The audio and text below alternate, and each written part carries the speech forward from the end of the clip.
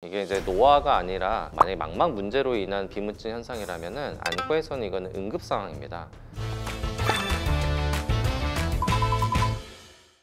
네, 안녕하세요. 강남 아이먼스 안과 대표 원장을 맡고 있는 백동원 원장입니다. 오늘은 이제 비문증에 대해서 말씀드릴 건데, 비문증은 보통 나이가 들면 많이들 느끼시고 또 백내장 수술 이후에도 또 많이 느끼시는 분들이 많아서 이에 대한 궁금증이 많으신 것 같습니다. 그래서 오늘은 비문증에 대해서 한번 정리를 가져보도록 하겠습니다. 비문증이 뭔가요? 우리가 비문증은 또 다른 말로는 날파리증이라고도 하는데요. 우리 눈 속에는 이제 공간이라는 게 있습니다. 그 공간을 채우는 조직이 유리체인데, 이 유리체가 뭐 노화나 다른 다양한 이유로 인해서 혼탁이 생기고 이런 주름이나 찌꺼기 같은 혼탁들이 떠다녀 보이는 것을 우리가 이제 비문증이라고 합니다. 비문증은 나이가 들면 자연스럽게 생기는 증상이라고 평생 안고 가야 한다고만 하던데 이게 맞는 건가요? 네, 맞습니다. 이제 비문증의 가장 흔한 원인이 노화인데, 나이가 들면 대부분의 분들이 비문증을 느낄 수가 있습니다. 근데 이게 쉽게 없어진다기보다는 양상이 살아가면서 조금씩 변할 수 있고, 없어지는 것 자체는 조금 쉽지 않습니다. 비문증이 나타나는 이유랑 나타나는 시기가 궁금합니다. 비문증의 가장 흔한 원인은 노화입니다. 우리가 나이가 들면 눈 속에 구조물도 변화가 생기는데, 이 유리체라는 게 원래 젊을 때는 이렇게 빵빵하게 눈을 채우고 있다가 나이가 들면서 이제 쪼그라들기 시작합니다. 그러면서 이제 혼탁이 생긴 걸 느끼는 걸 이제 우리 비문증이라고 하는데, 그렇기 때문에 이제 보통 노화가 시작되는 40대 이후부터 느끼기 시작하십니다. 근데 반면에 또 다른 원인들, 외상 아니면은 뭐 눈의 염증, 망막의 어떤 문제들, 이런 것들 때문에 생기는 비문증도 있는데, 그거는 뭐 나이나 시기에 상관없이 누구나 언제든 또 생길 수가 있습니다. 비문증 외에 동반해서 나타날 수 있는 질환이 또 있을까요? 비문증은 질환이라기보다는 증상이라고 우리가 표현을 많이 하고요. 유리체 혼탁이라는 질환이 있는 거고, 이제 비문증을 느끼는 질환들, 동반된 질환들이 바로 이제 망막이나 유리체 문제들입니다. 유리체 출혈이 있거나 망막 찢김이나 망막 박리 등 다른 질환들이 동반되기 때문에 비문증 증상이 나타나게 되는 것입니다. 비문증 치료법이나 수술을 꼭 해야 되는 건가요? 우선은 비문증을 일으키는 이제 원인에 따라서 치료법이 달라질 건데요. 보통 노화로 생기는 비문증은 사실 치료 자체가 쉽지 않아요. 그냥 자연스러운 현상이기 때문에. 하지만 그 증상 자체도 너무 심하거나 불편하면 우리가 이제 수술을 고려해 보기도 합니다. 그 수술 자체가 눈에는 이제 큰 무리를 주기 때문에 처음부터 저희가 권하지는 않고요. 다만 어떤 망막의 문제, 유리체 출혈, 망막 박리 같은 수술이 필요한 경우에는 당연히 수술을 고려해야 합니다. 비문증 수술이 어려운 건가요? 그리고 종류가 있다면 각각의 차이를 좀 알려주세요. 우선 가장 대표적인 수술 방법이 유리체 절제술이라는 수술 방법인데, 우리 눈 속에 이제 유리체에 여러 가지 문제들이 생기는 거죠. 출혈이나 어떤 문제들이. 그럴 때는 수술로 그 유리체를 다 제거합니다. 그리고 그 공간을 깨끗한 물로 다시 채워놓는 수술이 유리체 절제술이고요. 근데 보통 이것도 무조건 다 하는 건 아니고, 각각의 질병의 원인이 있다면 그 질병의 수술 적응증들이 또 있거든요. 그 적응증에 해당되는 경우에만 우리 수술로 진행을 하고요. 이게 수술까지 필요 없고, 뭐 단순히 어떤 작은 망막의 찢김, 열공 같은 경우는 수술 전에 레이저 광응고술이라는 치료로 그 원인을 치료할 수가 있습니다. 비문증 수술을 하면은 통증이 어느 정도인가요? 사실 뭐 우리가 수술을 하면은 당연히 마취를 하잖아요. 눈에 여러 가지 마취 방법들이 있는데, 우리가 유리체 절제술을 할 때는 간혹 전신 마취를 하는 경우도 있고, 눈에 구후 마취라고 해서 눈 주변 신경을 다 마취시키는 경우들이 있어요. 수술 과정 자체가 절대 통증이 있지는 않습니다. 다만 당연히 수술하고 나서는 약간 이제 뻐근한 느낌, 이런 것들은 있을 수 있고, 시력 교정의 통증이나 뭐 백내장의 통증과는 좀 다른 양상이긴 하지만 덜 할 수도 있고 더 할 수도 있고, 그거는 뭐 상태에 따라 좀 다를 것 같고요. 레이저 시술은 사실 그렇게 뭐 아프거나 하는 건 아닙니다. 일상생활도 바로 복귀가 가능하고요. 비문증이 있으면 간혹 실명 위험이 있다고 하던데 이게 맞는 건가요? 네, 가능하죠. 이게 이제 노화가 아니라 만약에 망막 문제로 인한 비문증 현상이라면은 안과에서는 이거는 응급 상황입니다. 그래서 우리가 아까 말씀드렸던 뭐 갑작스러운 비문증 증상, 뭐 번쩍거림, 커튼 치듯이 뭔가 이상하다, 그럴 때는 이게 응급 상황이라고 인지를 하고 빨리 안과에 가서 검사를 받고 필요한 처치들을 받으셔야 합니다. 비문증이 있을 때요, 수술할 때 시력 교정술을 같이 할 수 있나요? 단순히 비문증이 있다고 시력 교정 수술을 못 하지는 않습니다. 이게 별개의 문제인데, 하지만 저희가 이제 시력 교정 수술을 할 때 항상 그 망막이란 신경 상태를 자세히 봅니다. 왜냐면 망막 열공 찢김 같은 실명의 위험이 있는 질환들이 있을 때는 시력 교정을 하긴 좀 그렇거든요. 그래서 만약에 그런 문제가 있으면 치료를 하고 나서 시력 교정으로 진행을 하기 때문에, 수술 전에는 꼭 이제 망막에 어떤 문제가 있는지 정확하게 판단하는 것이 중요합니다.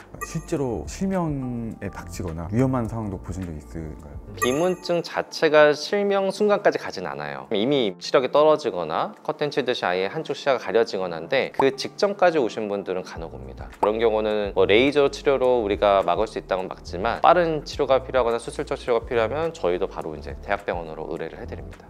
예방할 수 있는 방법이 궁금합니다. 비문증이라는 증상 자체를 예방하기는 사실 쉽지 않습니다. 근데 우리가 중요한 거는 실명을 예방해야 되는 거죠. 그래서 예를 들어 평소에 어떤 증상이 갑자기 생긴 거나 아니면 평소에 비문증이 그래도 있었는데 이 양상이 갑자기 뭐 개수가 많아진다거나 어떤 변화가 있다거나 그럴 때는 어떤 문제가 있는 하나의 사인일 수 있습니다. 그래서 그런 사인이 있을 때는 바로 안과에 가서 검사를 해야 실명을 예방할 수 있습니다. 비문증에 대해서 한번 정리를 해드렸는데 이 비문증은 단순히 노화, 아주 자연스러운 현상일 수도 있습니다. 하지만 여러분 실명을 일으킬 수 있는 어떤 증상의 사인일 수도 있기 때문에 비문증이 있다 그러면 일단 안과에서 꼭 확인은 필수입니다. 그래야지 여러분들의 눈의 건강을 지킬 수 있습니다. 그래서 혹시 이런 정보들이 도움이 되셨다면 구독, 좋아요 부탁드리고 비문증이 있으면 꼭 안과 방문하세요. 감사합니다.